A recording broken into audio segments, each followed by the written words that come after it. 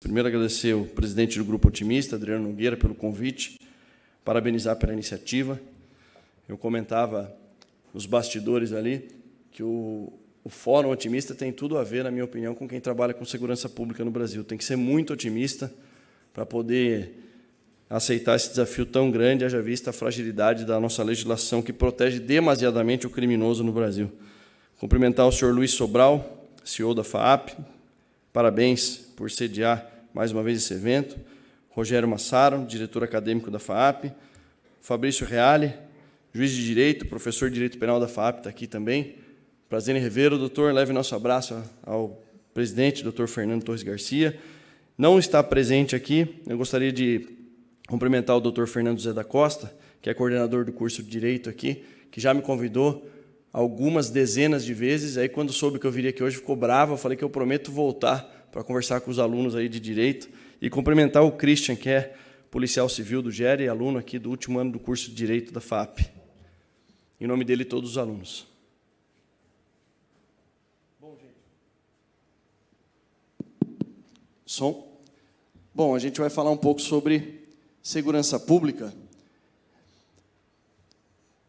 E antes de falar sobre segurança pública, esse slide aqui ele mostra o cenário quando nós assumimos a gestão, que, na verdade, é fruto do que nós já conhecíamos, mas, durante a transição do governo, houve uma transição do governo, quando o governador Tarcísio de Freitas foi eleito.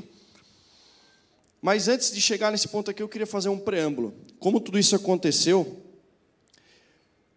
nós estávamos em Brasília, final de 21, começo de 22, voltamos às atividades do Congresso. Eu estou no meu segundo mandato de deputado federal, licenciado por conta da secretaria. E quem seria o candidato da direita no governo do Estado de São Paulo? Existia uma lacuna para ocupar esse espaço, e aí começamos a trabalhar na fase embrionária ainda o nome do ministro, então o ministro Tarcísio de Freitas, justamente pelo perfil dele, um perfil de entregas, comprometido com resultados, que se afasta ao máximo que pode de polêmicas.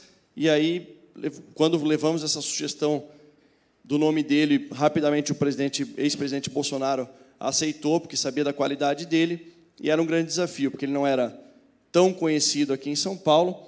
E aí, de tanto insistir, ele falou: Derrite, então tá bom, então escreva o plano de segurança pública do plano de governo. Ele juntou uma série de especialistas, cada um na sua área, e eu, deputado federal, a caminho da minha primeira reeleição, comecei a escrever um plano de segurança pública, elencando uma série de responsabilidades para o eventual secretário de Segurança Pública que fosse assumir no governo dele. Mas eu coloquei tanta coisa, porque eu não imaginava que essas obrigações recairiam sobre mim mesmo, né? Então, coloquei lá uma série de coisas que a gente vai falar sobre isso aqui. E daí, do primeiro para o segundo turno, eu estava reeleito, ele me chamou e falou: agora começa a montar a equipe, porque você vai assumir a Secretaria de Segurança Pública. Diante da fase de transição do governo, depois da eleição, a vitória no segundo turno, esses foram os fatores que nós encontramos aqui: indicadores criminais com tendência de alta, roubo em ascensão, restrição orçamentária, roxos salariais das forças policiais. As forças policiais em São Paulo estavam na 23ª posição de remuneração, sendo o estado mais rico da federação, pagavam um dos piores salários. Foi por isso que nós conseguimos, no primeiro ano da gestão, o maior aumento salarial de um primeiro ano na história do Estado de São Paulo, a maior defasagem de efetivo, 33%, chegando na Polícia Civil, 20% na Polícia Militar e 25% na Polícia Técnico-Científica. Lembrando que a Secretaria em São Paulo, ela tem a Polícia Militar, a Polícia Civil, a Polícia Técnico-Científica, que são os peritos, médico-legistas e carreiras auxiliares, e o Corpo de Bombeiros, que pertence à Polícia Militar. Investimentos que seriam necessários, fragilidade do sistema de justiça criminal, e a conclusão dessa minha palestra, e principalmente aqui, o crime organizado em expansão e internacionalização. Ou seja, o PCC nasceu, cresceu aqui no Estado de São Paulo, infelizmente. Quem deveria fazer frente à época, não sei por que não fez, não tinha estratégia, se era coragem que faltou, também não estou aqui para julgar. O fato é que o PCC nasceu em 1993, aqui em São Paulo, e se expandiu para todo o Estado, para todo o país, e hoje uma das maiores organizações criminosas do mundo, infelizmente. E algo precisava ser feito nesse sentido. Então, primeiro ponto, aquilo que é mais importante e era mais perigoso: combate ao crime organizado. Precisava se definir uma estratégia clara de combate ao crime organizado. E essa estratégia ela passa por 3 pilares fundamentais: monitoramento, busca e captura dos principais líderes da organização criminosa PCC. Segundo, inviabilizar a cadeia logística do crime. E eu tenho que explicar esse segundo pilar da estratégia. A principal fonte de receita, nós temos que enxergar o crime organizado como uma empresa que tem como objetivo final lucro. Dentro desse objetivo principal, que é o lucro, tem domínio de território? Sim, mas o objetivo principal é o lucro. Qual a principal fonte de receita dessa empresa chamada PCC? É o tráfico de drogas e o tráfico internacional de drogas. E como nós vamos atacar, asfixiar financeiramente essa organização criminosa? A esse ponto, como São Paulo, como o Brasil, não tem nenhuma fazenda produzindo cocaína, não existe no Brasil isso. Os principais produtores de cocaína são os nossos vizinhos, países andinos, Peru, Colômbia, Bolívia, e compete à União e não aos estados. Um programa sério deveria competir, pelo menos, né? Aliás, compete à União em termos de competência, mas deveria existir um grande esforço do governo federal, coordenado pelo governo federal, na minha visão, em parceria com os estados, para evitar que a droga entrasse no território nacional, o que hoje não existe, pelo menos de maneira eficaz, e também impedir a saída da droga dos portos e aeroportos internacionais. Isso é competência exclusiva da União. Como não nos compete no estado de São Paulo, então montamos uma estratégia para inviabilizar a cadeia logística, majoritariamente transporte rodoviário, que faz o escoamento do tráfico de drogas e do tráfico internacional, porque a droga que vem é comprada na Bolívia a um custo médio de $1.000 o quilo da pasta base, entra no mercado consumidor interno do Brasil, ela é revendida a $5.000, em média, o quilo da pasta base, chega a alguns países da Europa a $50.000, da África, da Ásia, $80.000. Nós tínhamos que impedir para asfixiar financeiramente o crime organizado. E isso foi feito. E um terceiro ponto dessa estratégia, impedir a lavagem de dinheiro do crime organizado. E aí nós temos N exemplos, eu vou falar alguns deles aqui, e eu destaco aqui a grande parceria que nós temos com o Ministério Público, na figura do GAECO, que já existia, mas que foi potencializada durante a nossa gestão. E alguns exemplos, como o Recupera SP, que é um programa desenvolvido, uma política pública que foi criada na nossa gestão, regulamentando a lei de 1998 da lavagem de dinheiro, que permite agora que o Estado de São Paulo recupere os ativos da lavagem de dinheiro, do crime organizado, e esses recursos sejam revertidos para as forças policiais.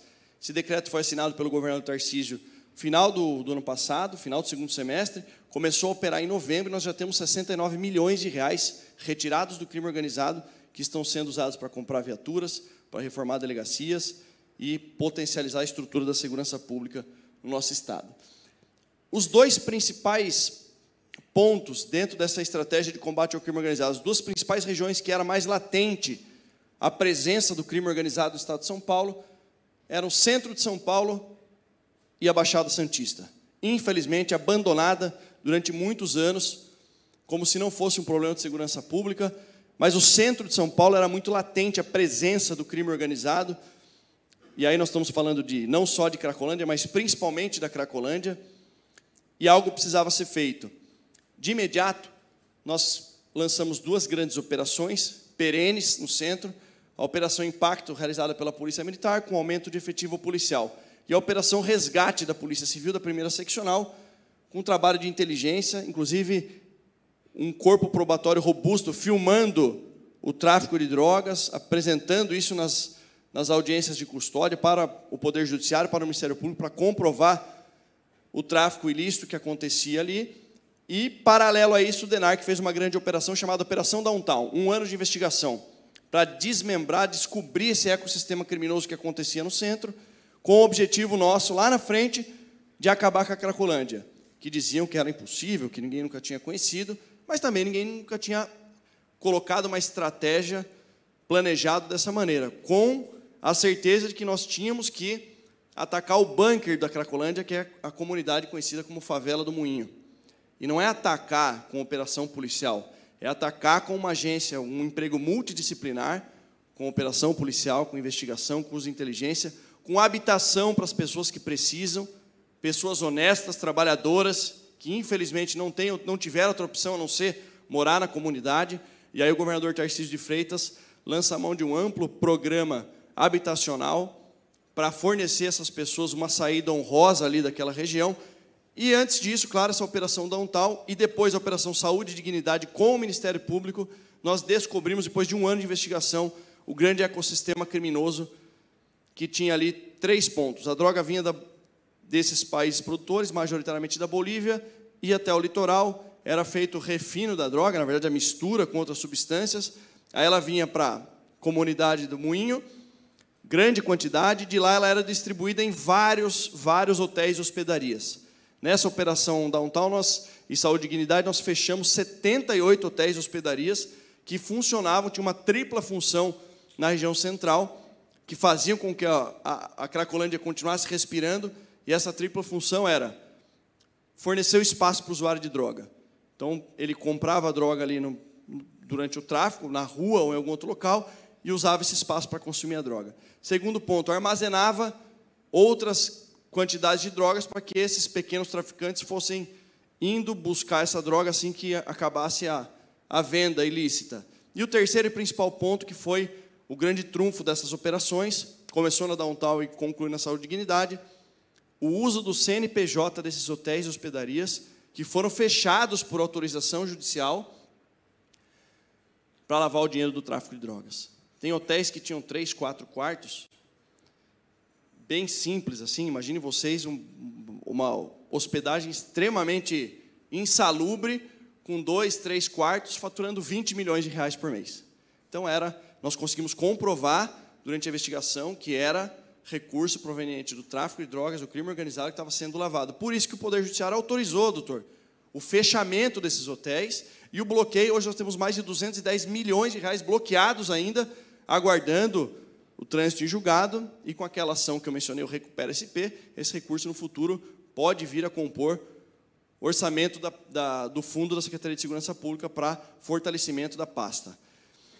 Descobrimos isso e, junto com isso, aumentamos o efetivo policial, com uma companhia de força tática, a criação de uma companhia ROCAM, melhorando consideravelmente os indicadores na área central, chegando a reduzir, em alguns meses, 68% dos roubos, enfim, furtos que acontecem na região central. Aqui foi o que eu acabei antecipando, né? Mas são resultados da operação Downtown e a operação Saúde e Dignidade, bloqueio de 41 contas, de até 5 milhões. Tinha algumas contas, alguns CNPJs que tinham mais do que isso, mas o Poder Judiciário autorizou o bloqueio de até 5 milhões para que depois isso fosse concluído. Essas 2 fotos eu acho interessante porque mostra literalmente a recuperação do centro de São Paulo antes e depois da nossa gestão. Antes era um local praticamente inabitável, e é triste porque, se não for o principal ponto turístico, é um dos principais da cidade de São Paulo, do estado de São Paulo. E agora tem que atualizar essa foto, porque nós temos uma base de segurança da Polícia Militar, lá uma base que a gente construiu com um projeto pré-fabricado, com container, para dar também dignidade aos policiais que trabalham aí na região, e um ponto de orientação para todas as pessoas. Esse número é atualizado até julho de 2025, são alguns números aí em todo o centro de São Paulo, quase 7 toneladas de drogas apreendidas, 558 armas ilegais retiradas das ruas, as novas unidades aí que eu já mencionei. E essa atividade delegada é parceria com o município. O município contrata o policial no horário de folga dele para realizar o seu serviço extra, mas legalizado. Aqui vamos falar um pouco do litoral, da Operação Escudo e Operação Verão, amplamente divulgadas pela mídia, em alguns casos criticadas por aqueles que não imaginavam o cenário de guerra que foi encontrado lá na Baixada Santista. Eu quero deixar claro aqui um ponto específico, que o confronto é a nossa última opção. Se tem alguém que não deseja o confronto entre a polícia e criminosos, sou eu.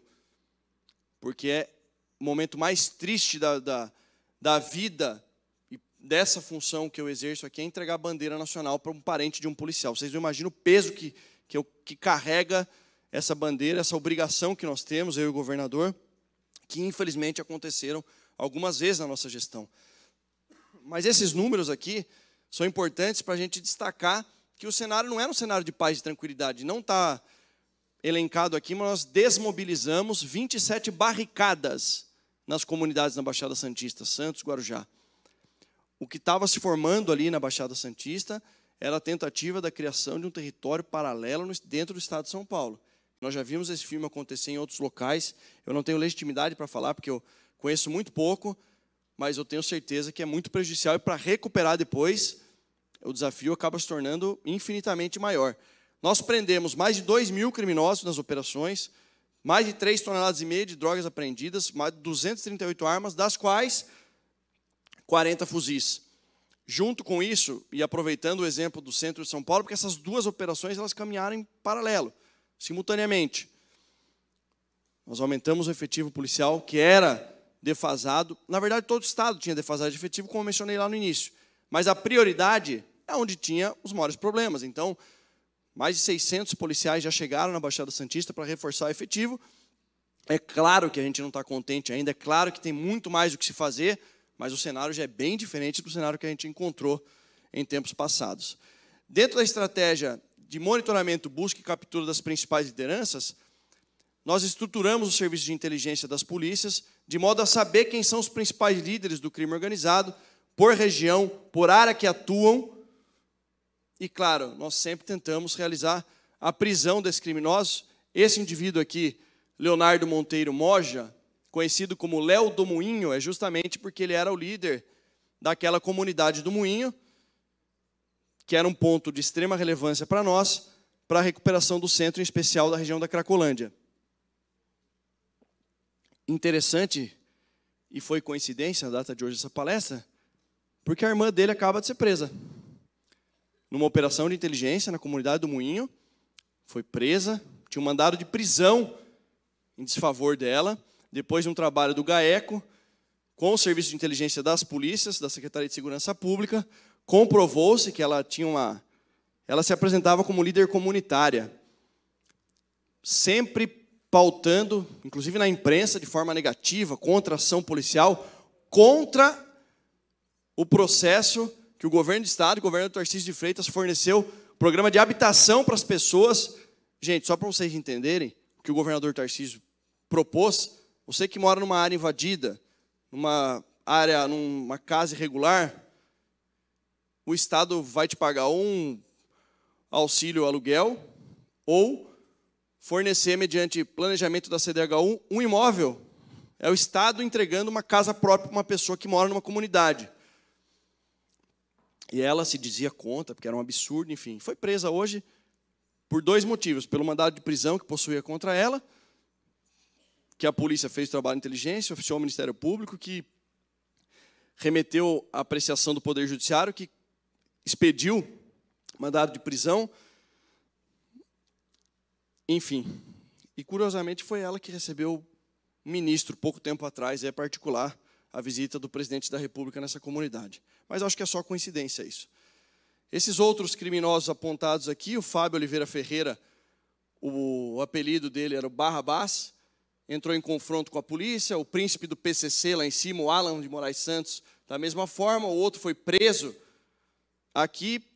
E o nosso objetivo aqui é mostrar que nós estruturamos um serviço de inteligência para acompanhar e monitorar quem são os líderes do PCC em determinadas regiões. Então, a região de Presidente Prudente, o serviço de inteligência hoje monitora para saber quem são, quais as atividades ilícitas. E nosso objetivo é sempre realizar a prisão desses criminosos, que, infelizmente, são criminosos extremamente perigosos. Esse, inclusive, que tinha o apelido de Danone, foi o responsável pela morte do sargento Fukuhara em 2012, na Baixada Santista, quando o sargento passeava com um cachorro, e foi executado com uma rajada de metralhadora, tiros de fuzil, e era um indivíduo de extrema periculosidade.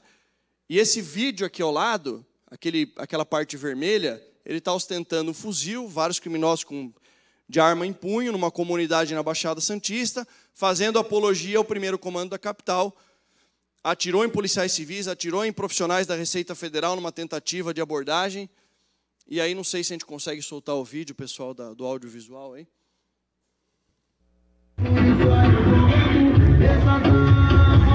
Eu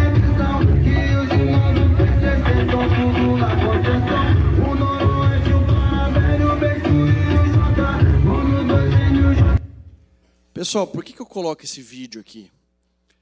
Porque toda vez que vê alguém fala assim, eu sou especialista em segurança pública, e se essa pessoa que se diz, ou alguém intitula isso para ela não conhece essa realidade, não conhecer de vídeo, como a gente está vendo aqui, conhecer de verdade, entrando numa comunidade, já participou de operações, sentou num banco de uma cadeira policial, e eu não sou contra a academia não, tá? Tanto é que eu estou concluindo meu mestrado em Gestão e Políticas Públicas no IDP. Nunca parei de estudar, mas especialista em segurança pública, com todo respeito, é a doutora Fernanda Erbella, que é delegada de polícia, que está aqui. É o Christian, que é policial civil e atua no GER, que é um grupo especial. No ato da tentativa de prisão desse criminoso, pelo vídeo dá para perceber, né? Além dele ter matado um policial, atirado em policiais civis numa outra ocasião, atirado na Receita Federal, ostentava fuzis, fazia apologia ao crime organizado, era procurado pela justiça e, na tentativa da prisão dele, ele e mais 2 indivíduos também procurados pela justiça, ele atirou nos policiais. Enfim, esse era o cenário que as forças policiais encontraram durante a Operação Escudo e a Operação Verão. Bom, essa operação, a Operação Sequaz, que foi aquela que desmantelou a tentativa do crime organizado de um sequestro dos filhos do atual senador Sérgio Moro, e descobriu-se que o objetivo era sequestrar os filhos do senador, já tinham até alugado uma chácara no Paraná, em troca da liberdade do Marcola, eles não matariam um dos filhos ou os 2 filhos do senador. É esse tipo de crime organizado que nós estamos enfrentando. Ah, mas a Polícia Federal realizou essa operação? Sim, e nós temos uma grande parceria com a Polícia Federal. Gente, polícia é órgão de Estado, não é órgão de governo.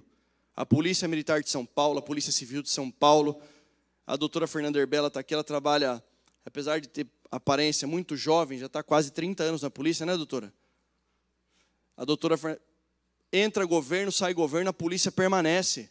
Nós temos aqui em São Paulo a FICO, Força Integrada de Combate ao Crime Organizado, grande parceria com a Polícia Federal, que dá muito resultado, e esse é mais um exemplo. Tivemos, na semana passada, retrasada, a Operação Carbono Oculto, que houve ali uma tentativa de protagonismo. Eu acho besteira isso daí, sendo muito sincero. Acho que se tem algum protagonismo a se falar na Operação Carbono Oculto, é justamente o protagonismo da força-tarefa que dá resultado. Ministério Público de São Paulo, Secretaria de Segurança Pública, Polícia Civil, Polícia Militar, Polícia Federal, todos juntos para combater o crime organizado. Então, essa foi mais um exemplo de uma operação que começou aqui com o Serviço de Inteligência e, por ter desdobramento no Paraná, a Polícia Federal atuou em conjunto conosco. Esses 2 indivíduos que aparecem com essa observação em vermelho foram assassinados dentro do sistema prisional pelos próprios integrantes do 1º Comando da Capital. Aqui, essa ala do crime organizado do PCC, chamada Restrita Tática, é aquela responsável por atentado contra autoridades. Então, tivemos algumas operações.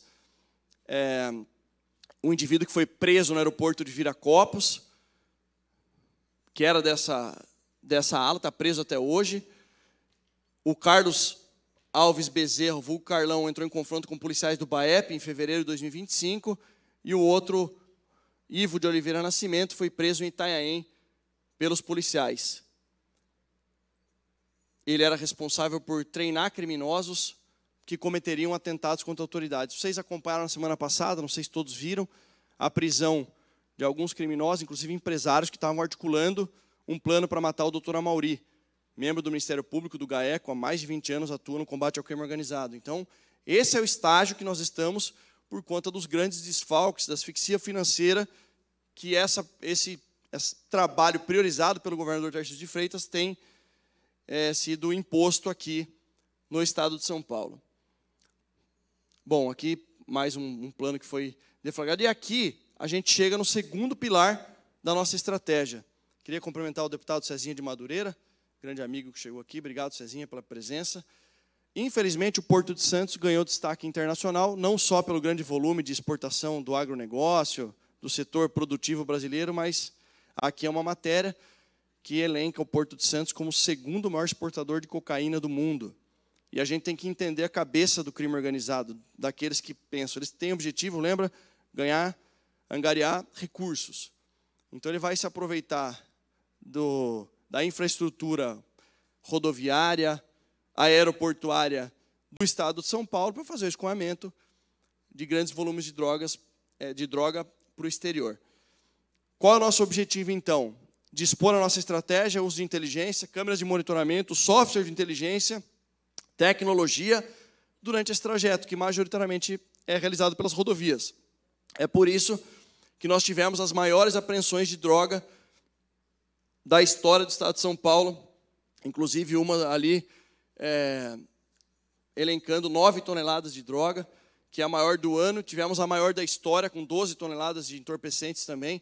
A Polícia Militar Rodoviária, por estar disposta no terreno e ter essa obrigação constitucional de fazer o policiamento nas rodovias, representa hoje cerca de 68% a 70% das apreensões de droga no Estado, que é um dos nossos principais objetivos para asfixiar financeiramente a organização criminosa. A gente está falando aqui dos recordes de apreensão, 3 toneladas de cocaína em Assis também, é o 2º Batalhão de Polícia Rodoviária. Não sei se dá para ver, mas atrás da viatura ali, parece um muro, tem uma bandeira de uma unidade ali, tudo aquilo ali é entorpecente. Lembra que eu falei da parceria da FICO, Polícia Federal, PM de São Paulo, desarticula a organização criminosa, e assim vai. Essa é a maior apreensão de droga, como a gente mostrou. E terceiro e último dos 3 importantes pilares da nossa estratégia é inviabilizar e impedir a lavagem de dinheiro do crime organizado. Essa moça aqui, que infelizmente já está em prisão domiciliar, ela foi presa durante a Operação Escudo e a Operação Verão. Com ela foi apreendido R$1 milhão em dinheiro, $50 mil, mas isso é o que menos chama atenção. Ela ficou responsável pela lavagem de dinheiro do tráfico internacional de drogas do PCC, lá do Porto de Santos. Os computadores, celulares apreendidos no ato da sua prisão apontam que ela movimentou em um ano de 4 a 5 bilhões de reais em mais de 33 empresas CNPJs que eram usados para fazer a lavagem do dinheiro, naquele mesmo modelo lá que a gente mostrou na área central dos hotéis e hospedarias. Então percebam que, apesar de diferenças entre as operações de inteligência que aconteceram no centro e na Baixada Santista, o nosso objetivo principal é chegar nesse ponto aqui, de forma inteligente, estratégica, asfixiar financeiramente a organização criminosa e comprovar durante a investigação essas empresas utilizadas aí para lavagem de dinheiro. É claro que para chegar até lá, tivemos que desmobilizar 27 barricadas e enfrentar algumas operações, verdadeiras operações de guerra. Operações de São Paulo bloqueiam 9,8 bilhões de contas ligadas ao PCC. Isso aqui foi em setembro do ano passado, tá? Uma operação. Quando nós elencamos essas 3 prioridades da gestão, monitorar e capturar as principais lideranças, inviabilizar o uso da cadeia logística do crime e impedir a lavagem de dinheiro, principalmente esse terceiro ponto, impedir a lavagem de dinheiro, nós reforçamos o DIPOL da Polícia Civil, investimos mais de R$30 milhões no laboratório de lavagem de dinheiro e identificamos, em 2 anos e meio de gestão, impressionantes números aqui, com mais de R$30 bilhões identificados, possivelmente da lavagem de dinheiro. Isso, vocês sabem, em especial os alunos aí que estão prestes a se formar em Direito, tem todo o trânsito do processo penal, mas que uma hora vai acontecer o trânsito julgado e o objetivo nosso é que esse recurso seja revertido, como eu mencionei lá, para o Recupera SP, que é o programa de recuperação de ativos da lavagem de dinheiro. E na operação realizada 2 semanas atrás, Carbono Oculto, foram identificados de 2021 a 2024, R$46 bilhões de movimentações. Isso que eu falei foi 23, 24 e 25. Algumas coisas estão relacionadas, outras não.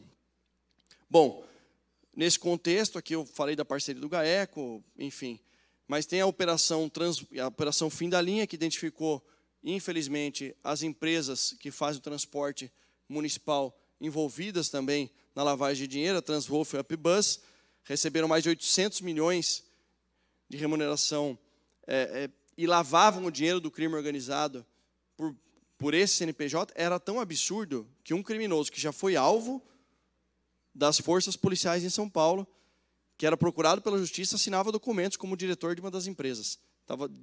vocês verem o quanto estava largado, eles estavam fazendo a coisa tão escancarada, achando que nada aconteceria. Bom, aqui da mulher do Marcola, aqui é a reportagem, a mulher de Marcola perde mansão de 3 milhões e tem conta confiscada. Foi uma decisão do Tribunal de Justiça do órgão superior, uma decisão de um relator, mas acompanhado por 2 desembargadores, que condenaram ela e mais 2 familiares do principal líder do PCC. Esse imóvel foi confiscado, vai ser leiloado, e também teve apreensão de R$479 mil em dinheiro da conta, uma conta corrente. Por que eu coloquei? Porque é muito simbólico para nós. Não, se a gente comparar as cifras aqui, 9,8 bilhões, 30 bilhões, não representa muito, mas é a condenação da esposa do principal líder do PCC, que teve esses recursos apreendidos por conta desse programa Recupera SP. Bom, aqui os detalhes da produtividade. Isso reflete diretamente, tem estudos científicos que apontam que quanto maior o número de prisões, apreensões de drogas, isso reflete na redução de indicadores criminais. É meio lógico, mas isso precisa ser escrito. Eu sei que é tema da dissertação de mestrado de um dos colegas que faz mestrado, está terminando mestrado comigo lá no DP, justamente apontar o que foi feito no centro de São Paulo. Mas eu chamo em destaque aqui a taxa de homicídios por 100 mil habitantes, que já vinha numa crescente redução, mas que nós conseguimos melhorar o que já vinha sendo feito exponencialmente. 2023 foi a menor taxa de homicídios da história, 24 batemos o recorde do recorde, e primeiro semestre de 25 conseguimos manter esse recorde aí. São Paulo hoje possui a menor taxa de homicídios por 100 mil habitantes do Brasil, abaixo de 6, é a menor do país, e é motivo de destaque, inclusive em algumas matérias. Redução de latrocínios, redução de roubos em geral, roubo de carga, um dado relevante aqui, de roubo de carga, enfim. Alguns comparativos aqui da nossa gestão. E aqui o número, impressionante número. Normalmente eu escondo esse slide e pergunto, né? Quantos criminosos vocês acham que a gente já prendeu? É para estar caminhando para o final, para concluir o que eu defendo de forma incisiva no Brasil, que é a reforma do sistema de justiça criminal, em especial a nossa legislação.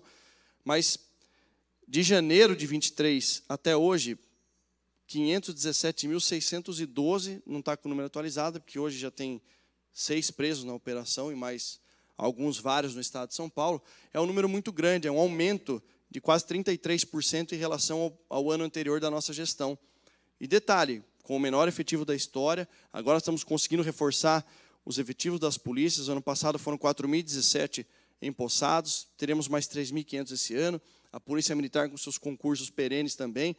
A apreensão de droga aumentando consideravelmente, 592 toneladas de drogas apreendidas, causando prejuízo de quase 3 bilhões de reais ao crime organizado. O número de armas ilegais retiradas das ruas é assustador. 34 mil armas é um número maior do que muitas polícias do Brasil possuem. O número de armas retiradas das mãos dos criminosos.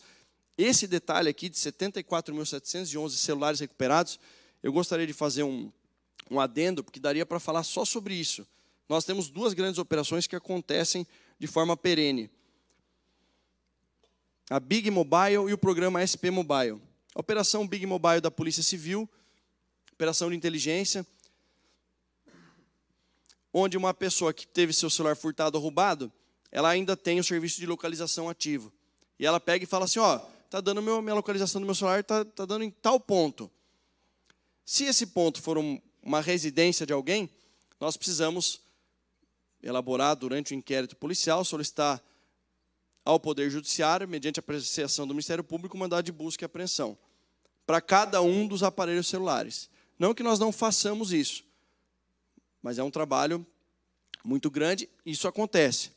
Agora nós cruzamos, foi a primeira vez que essa operação Big Mobile utilizou inteligência artificial para fazer a leitura dos boletins de ocorrência, para linkar o endereço, sendo o endereço comercial, a polícia pode realizar as operações.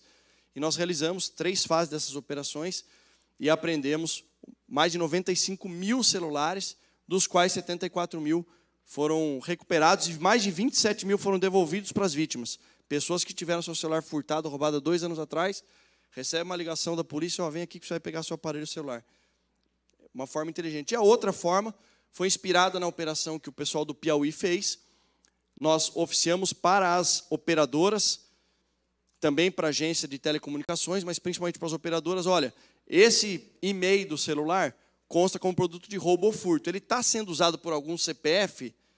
Se sim, a operadora me devolve o número do CPF da pessoa e a gente, obviamente, tem a qualificação. Nós mandamos um documento para essa pessoa.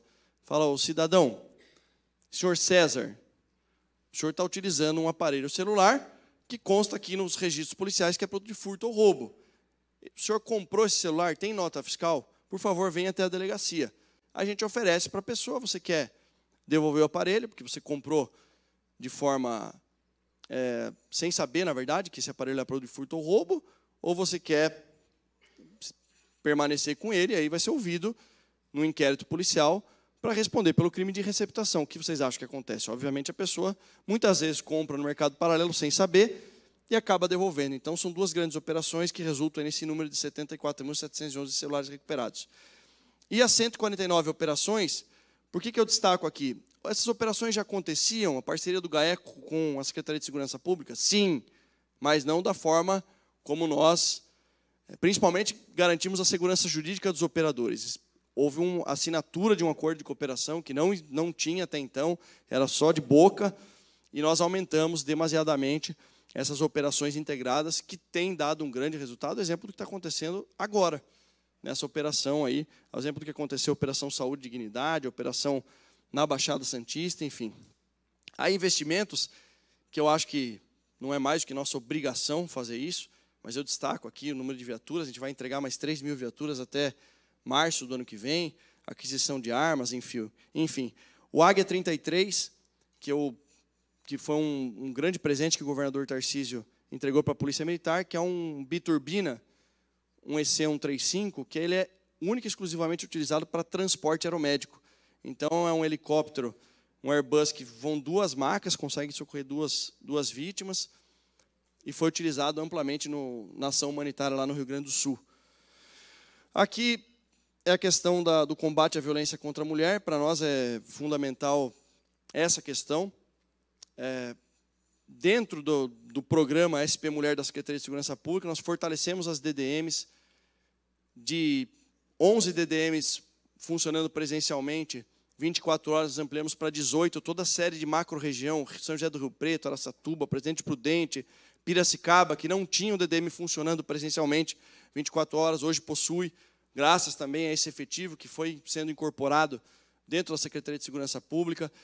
Criamos uma política pública chamada Cabine Lilás, onde as policiais militares femininas que trabalham no setor 190, quando cai uma ligação de violência contra a mulher, essas policiais femininas foram treinadas, fizeram um curso de capacitação para que realizem um atendimento mais humanizado, para acionar a rede de proteção, já linkado com a DDM online. E, principalmente, para a mulher que passa por essa situação muito difícil, não fale com um policial masculino. Então, ela se sente mais acolhida. Nós temos hoje funcionando 164 DDMs online. O que isso significa? Que uma mulher que mora numa cidade pequena, que não tem um plantão presencial 24 horas exclusivo, funcionando por mulheres naquela DDM, ela chega até uma delegacia e tem lá o investigador, o escrivão Guilherme Derrite trabalhando.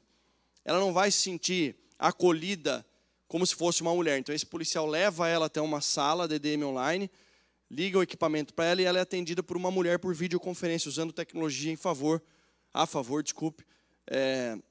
da nossa segurança pública. E nós temos aqui o projeto piloto de uso de tornozeleira eletrônica para monitorar agressor de violência contra a mulher. Foi pioneiro no estado de São Paulo. Foi uma política pública que deu um resultado e fornece um grande acordo de cooperação com o Poder Judiciário. Agradecer a doutora Laura aqui e o nosso professor também da FAAP, porque foi graças ao acordo de cooperação com o TJSP que nós conseguimos implementar essa política pública e agora estamos expandindo para Santos, para Sorocaba e até o final do ano em todo o estado de São Paulo. Por que é um acordo de cooperação com o Judiciário? Quando ele é submetido numa audiência de custódia, o agressor de violência contra a mulher, preso em flagrante, na audiência de custódia é liberado, o juiz, o magistrado que está conduzindo aquela audiência de custódia, pode indicar o uso obrigatório da tornozeleira eletrônica como tentativa de medida de eficácia da medida protetiva. O que isso significa depois que ele é submetido a esse monitoramento eletrônico? Que a Polícia Militar, através do Copom, a Central de Operações, passa a monitorar por georreferenciamento em tempo real, 24 horas por dia, essa tornozeleira. Isso é linkado com o endereço da vítima e com o aplicativo SP Mulher Segura, que vocês estão vendo ali, ó, que pode hoje fazer o boletim de ocorrência, tem o botão de pânico e faz o monitoramento.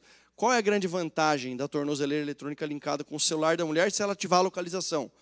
Aonde ela estiver, 24 horas por dia, se o indivíduo descumprir a medida protetiva, se aproximar dessa mulher, um alerta é enviado para a Central de Operações, para o Copom. É um alerta vermelho que fica na tela e a viatura da Polícia Militar é acionada. Qual é o objetivo dessa política pública? Interromper o ciclo da violência e evitar que o feminicídio aconteça. E aí nós estamos mensurando, dos 383 indivíduos monitorados, mais de 170 descumpriram essa medida protetiva e 52 foram presos em flagrante, evitando realmente que o feminicídio aconteça. Um deles foi preso com uma arma de fogo, confessou que estava indo retirar a vida da sua ex-companheira. Enfim, aqui alguns detalhes que eu mencionei. Programa Muralha Paulista, nós estamos chegando ao fim. É uma política, antes de mais nada, de integração do município com o Estado. 645 municípios do Estado de São Paulo, cada um tinha seu parque tecnológico para monitorar a cidade, mas que não tinha o confronto com a principal base de dados, que é da Secretaria de Segurança Pública.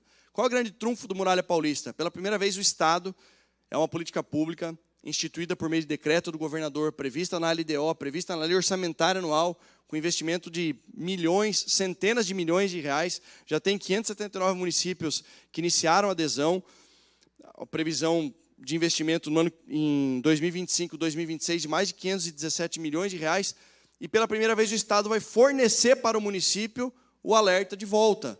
É o que vocês estão vendo acontecer no Smart Sampa, só acontece porque existe o Muralha Paulista devolvendo a informação para o município que visa restringir a mobilidade criminal, uma política pública de controle da mobilidade criminal que aumenta exponencialmente o número de prisões. São 21.227 câmeras LPR, que faz leitura de placa. Esse RF aqui é reconhecimento facial.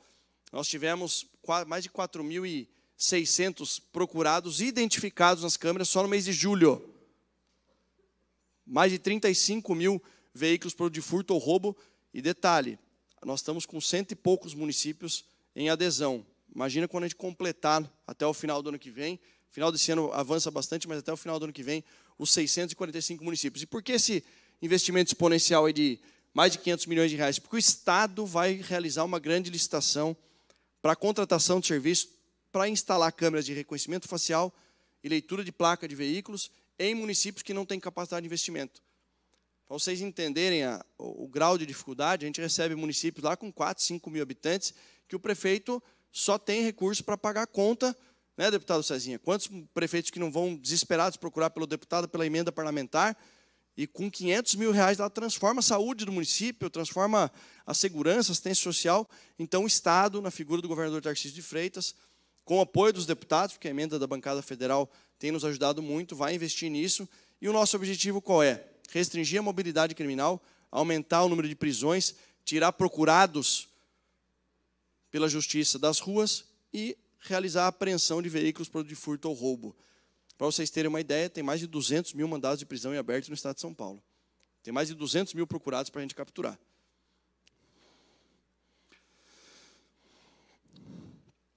Esse é o NOAD, é o Núcleo de Observação e Análise Digital, criado na Secretaria de Segurança Pública, liderado pela grande delegada de polícia, doutora Lisa Andréia, que me permita, doutora Fernanda Herbella, falar dessa maneira, que eu tomei da Delegacia Geral, tamanha competência dela, eu puxei ela para trabalhar na Secretaria até hoje.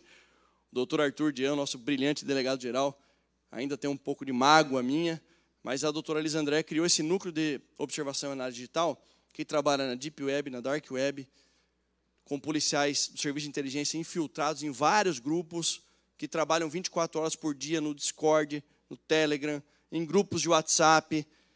E, senhores, eu tenho 23 anos na segurança pública.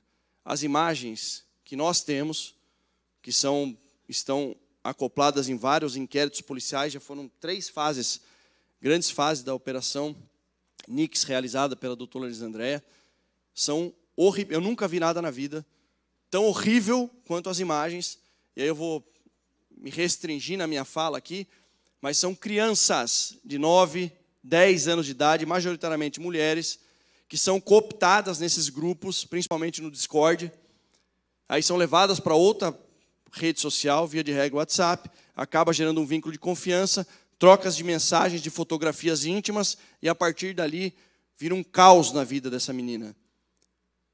Tortura psicológica, estupro virtual, menina de 12 anos de idade com uma faca introduzida no órgão genital, sangrando, outra adolescente se automutilando e 400 criminosos assistindo, dando risada, perguntando: você tem um animal de estimação?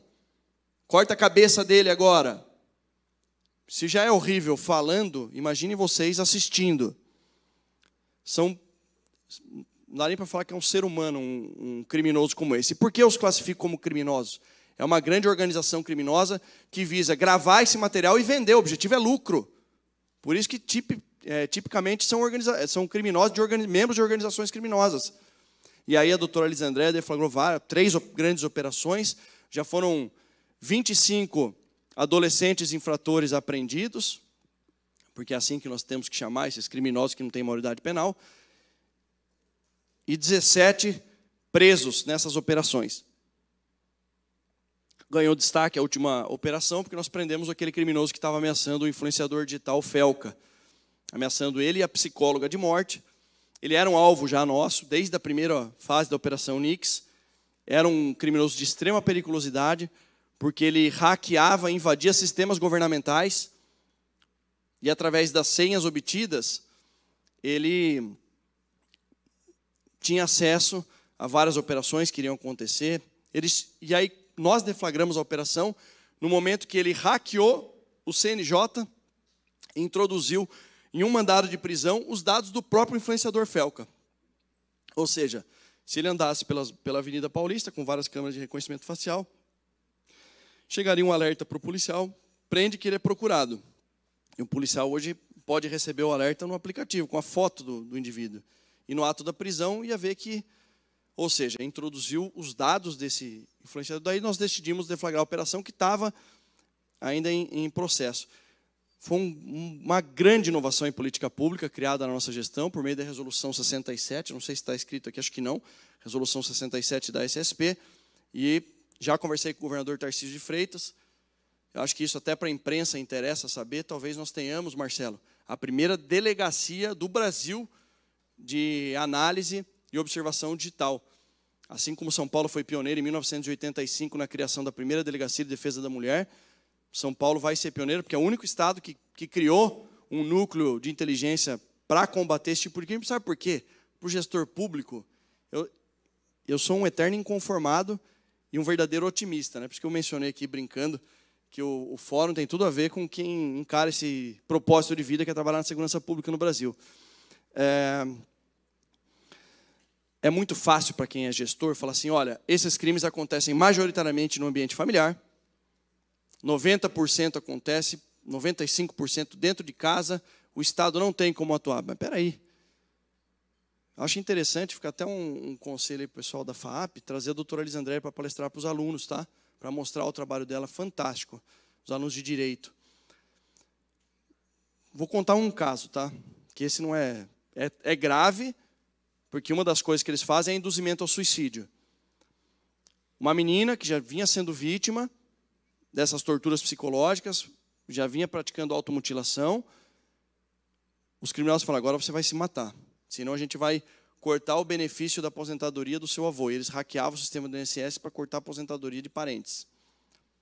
Eu não lembro se foi no caso específico dela, mas fato é que ela estava com uma corda pendurada no quarto, 3 horas da manhã. A doutora Elisandréia liga para a mãe dessa menina, fala: corre no quarto da sua filha agora. Não, mas não, minha filha está bem, estou aqui em casa, está tudo trancado. Corre no quarto da sua filha agora. Fica na linha e corre no quarto da sua filha, deixa no viva voz. Ela impediu o suicídio da própria filha.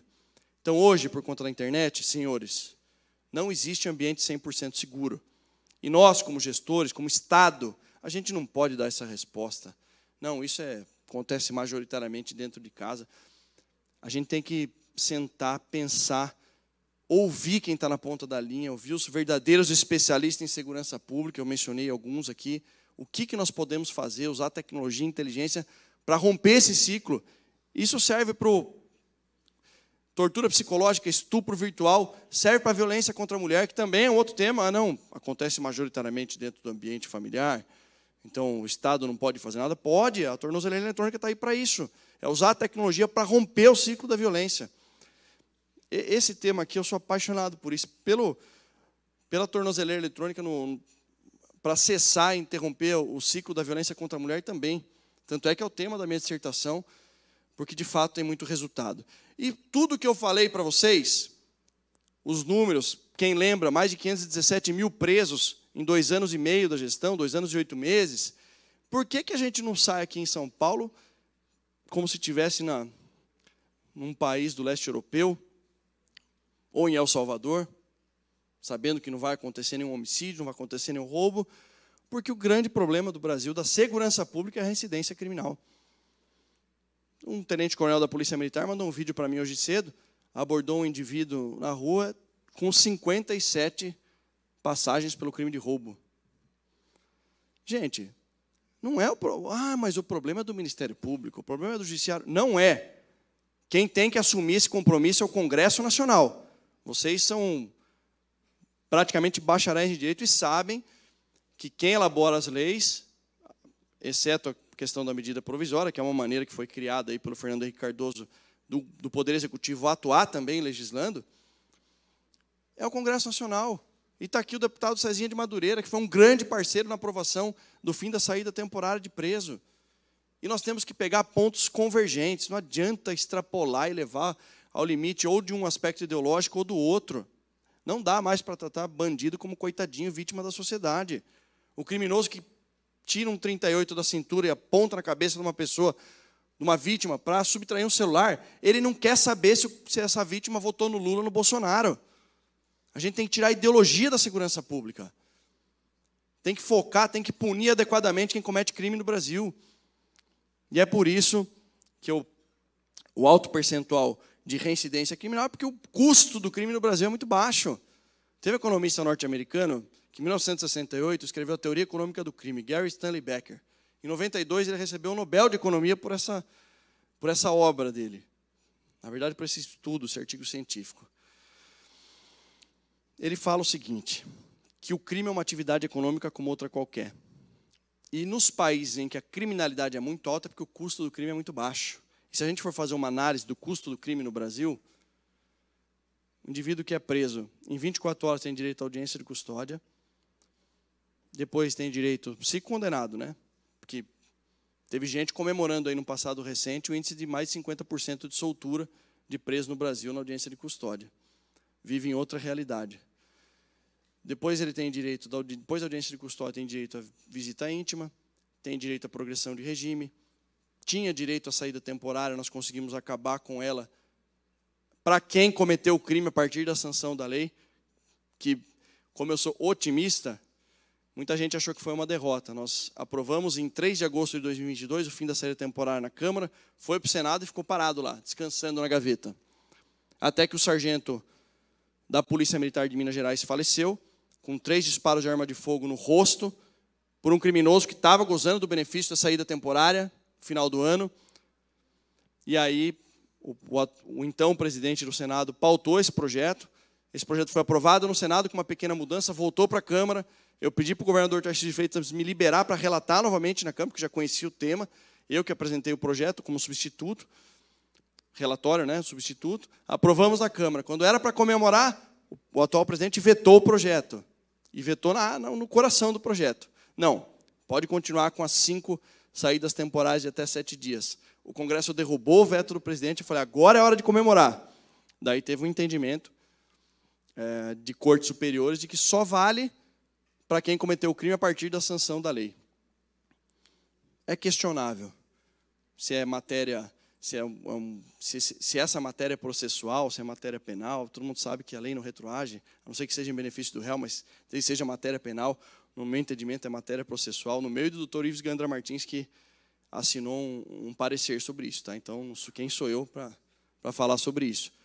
Fato é que, como eu sou otimista, o importante é que, a partir de 12 de abril de 2024, quem cometer algum crime e for condenado por isso não tem mais direito à saída temporária, e num curto prazo de tempo, porque o nosso sistema prisional é uma porta giratória, um entra e sai, esse benefício vai ser extinto para os criminosos no Brasil. Então, audiência de custódia, saída temporária, visita íntima, auxílio reclusão, que paga mais que o salário mínimo, claro que é para poucos, aqueles que têm registro, ok, mas é um absurdo no meu ponto de vista, e progressão do regime de cumprimento de pena. Isso faz com que o custo no crime do Brasil seja muito, muito baixo.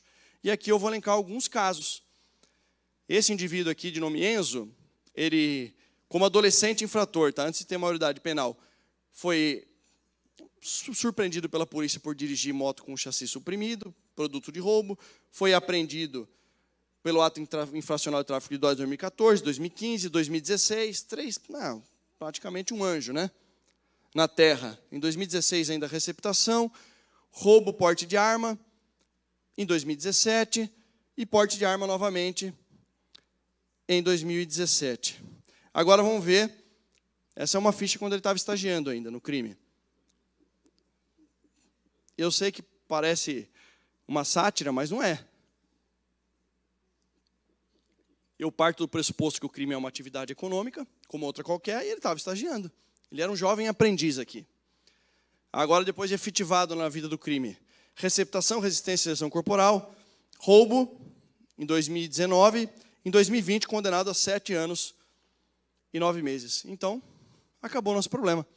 Porque se em 2020 ele foi condenado, 7 anos e 9 meses, até 2026, meio de 26 talvez, ele está preso, não vai oferecer mais risco à sociedade. Mas, peraí, em 2022 ele já estava na rua de novo. Menos de 3 anos, olha a progressão de regime aí, que beleza. Porte de arma, receptação de uma motocicleta para o de furto. Ah, mas em maio de 24 ele recebeu o benefício da prisão domiciliar. Ele vai, com certeza, entrar numa faculdade, vai evoluir, vai procurar um emprego lícito, porque não tem vantagem econômica para ele continuar na vida do crime. Entendem? Por que o criminoso continua? É muito vantajoso para ele. Nós temos que tirar essa vantagem e também o Estado tem a obrigação de fornecer meios. Temos que falar do sistema prisional. Temos que recuperar. O Derrite agora virou bonzinho, defende a ressurreição. Não, eu sempre defendi. A prisão não pode ser uma masmorra que você tranca o cara lá dentro. Ele é um ser humano. Agora, o que eu defendo também, 12 anos de prisão, 12 anos preso. Para desestimular ele e os demais que estão com a intenção de cometer um crime que não vale a pena. O custo do crime aumentou no Brasil. E lá dentro, vamos ensinar uma profissão, vamos fornecer estudo, para que ele, primeiro, tenha uma renda, consiga, eventualmente, ajudar a sua família fora da prisão, para que ele possa fazer ali, angariar recursos, e quando ele sair, ele, de forma empírica, mesmo sem ter um elevado nível cultural ou de estudos, ele vai falar, gente, não compensa. Eu aprendi uma profissão, eu tenho como me inserir no mercado de trabalho, eu não quero ficar 12 anos privado da minha liberdade. Mas não é isso que acontece, infelizmente. E aí, em setembro de 2024, aí está eu lá, a doutora Fernanda Herbella, para falar com a esposa do doutor Mauro Guimarães, que ele foi vítima de latrocínio no Alto da Lapa. Esse criminoso aqui que matou o doutor Mauro Guimarães, um profissional respeitadíssimo na Polícia Civil. Esse aqui é o Cauã. Vocês sabem quem é esse criminoso aqui? É o que atirou no Cabo Santana, na Paraisópolis. Quase tirou a vida do policial. Acho que esse vídeo foi amplamente divulgado, né? Em julho de 22, preso por roubo e receptação. Novembro de 22, roubo. 31 de agosto de 24. Desculpa, aqui nesses dois primeiros, como adolescente infrator. 31 de agosto de 2024, roubo e tentativa de homicídio ao Cabo Santana. E aí, estou finalizando agora, é sério. Em favor dos criminosos, temos só isso daí. Pensa sempre assim, criminoso versus vítima. Como é que será que está essa balança? Será que a nossa legislação está olhando para a vítima como deveria? Saída temporária, eu coloquei entre parênteses processos antigos ali, é uma vitória nossa, viu, histórica. Progressão de regime, indulto, transação penal, suspensão condicional do processo, remissão da pena, audiência de custódia. curioso, né? ONG de Direitos Humanos. Hoje é uma líder de uma ONG aí, foi presa em flagrante, que não era líder comunitária, era líder do tráfico. Visita íntima, mídia enviesada, imagina, isso aqui não existe, tá? Acho que foi na França, eu errei aqui na hora de colocar, auxílio reclusão. Bom, aqui são alguns casos de audiência de custódia, que vocês já sabem. Por que eu coloquei esses casos? Derrite, você é a favor de acabar com a audiência de custódia? Sendo sincero, sou. Mas também eu sou político e transito lá dentro do Congresso Nacional. Para a gente não extrapolar e tentar provar aquilo que é possível, a política é a arte do possível, por que a gente não restringe, não vamos visitar o ordenamento jurídico, que, aliás, foi introduzido no nosso ordenamento jurídico por conta de uma resolução do CNJ, já está errado. Quem tem que elaborar a lei no Brasil é o Congresso Nacional. Mas foi por negligência do Congresso que o Judiciário, na figura do CNJ, acabou regulamentando por resolução as audiências de custódia. Por que a gente não elabora uma proposta para falar sobre audiência de custódia e restringe para aqueles que cometerem crimes hediondos ou equiparados, reincidente criminal ou mediante violência e grave ameaça? E os outros crimes, a gente continua com o direito da audiência de custódia. Enfim, foi o que aconteceu aí com 4 sequestradores em Itacoaquecetuba, que mantiveram um casal de 75 anos refém por 9 horas, depois, no trabalho da Polícia Militar, conjunto com a Polícia Civil, os 4 presos em flagrante, e na audiência de custódia 3 foram liberados, porque a mulher, uma das criminosas, era uma mulher e 3 homens, alegou que havia apanhado dos policiais, sendo que foi feito exame de corpo de delito, nenhum hematoma foi encontrado, mas a palavra da sequestradora foi capaz de convencer lá o magistrado a liberar os 4, só não liberou os 4 porque um era procurado pela justiça e tinha um mandado de prisão em aberto. Era um daqueles 200 mil. Tivemos outro caso recente agora, 2 semanas atrás, lá na minha região, em Sorocaba, na região de Sorocaba, indivíduo com 224 quilos de pasta base de cocaína, que foi liberado. O outro, uma abordagem, uma interceptação a um avião transportando mais de 900 quilos de droga. Esse foi Justiça Federal liberou, dizendo que não havia fundada suspeita. Afinal de contas, eram só 900 quilos de drogas, enfim. E, pessoal, mais uma vez eu quero frisar aqui a nossa parceria com o Tribunal de Justiça. O TJSP é motivo de orgulho para nós paulistas. É o Tribunal de Justiça mais linha dura, mais sério, parceiro em várias políticas públicas, mas acontece. São milhares aí de magistrados, um ou outro acaba tendo uma decisão que, por isso, não dá para culpar o judiciário. É obrigação do Congresso Nacional legislar sobre isso e restringir a subjetividade aí da independência funcional do magistrado, do membro do Ministério Público, pensando na vítima. Enfim, aqui são detalhes da gestão. Falei dos 59 milhões, já está em 69. Grande atuação. Aqui tem um pouquinho de cada conquista da nossa gestão, que eu não vou ficar fazendo autopropaganda, mas tem bastante coisa aqui. Eu destacaria o reforço de mais de 23 mil novos policiais. É claro que existe um turnover nisso, tem policial que aposenta, mas no total, até o final da gestão, a gente vai aumentar de forma considerável o efetivo, como nunca foi feito antes, melhorando as condições dos policiais. Lançamos o programa Moradia Segura, que a CDHU libera carta de crédito no valor de R$300 mil, com 0% de juros para soldados, cabos, investigadores, escrivães, comprarem sua primeira casa própria. Programa Muralha Paulista, Recupera SP, enfim. Mas tudo isso, gente, para melhorar de verdade a segurança pública, é o que eu defendo de forma intransigente, baseado em evidências, em números, é a necessidade da reforma do sistema de justiça criminal. Esse fórum otimista é justamente para resgatar nosso otimismo e convidar vocês para esse debate, jovens, imprensa, comunidade. Reforma trabalhista que foi importante, aprovada em 2017, goste ou não goste, foi pautada no Congresso, na época, presidente Temer. Reforma previdenciária aprovada em 2019. Reforma tributária, eu não participei dos debates, que eu já estava na secretaria, pautada e aprovada. Ainda teremos leis complementares que vão disciplinar aí os efeitos delas para os estados e municípios, mas essa última aqui, nós estamos chegando no limite e precisa ser pautada a reforma do sistema de justiça criminal para a gente encarecer o custo do crime e, principalmente, colocar a vítima no centro do debate. O bandido não é um coitadinho, não é vítima da sociedade, ele faz uma opção racional em cometer um crime, porque as vantagens econômicas são muito grandes no Brasil. Bom, eu acho que não sei se eu me alonguei muito, mas agradeço muito aí o convite. Deus abençoe a todos, continue contando com o nosso trabalho e sucesso na carreira de cada um de vocês.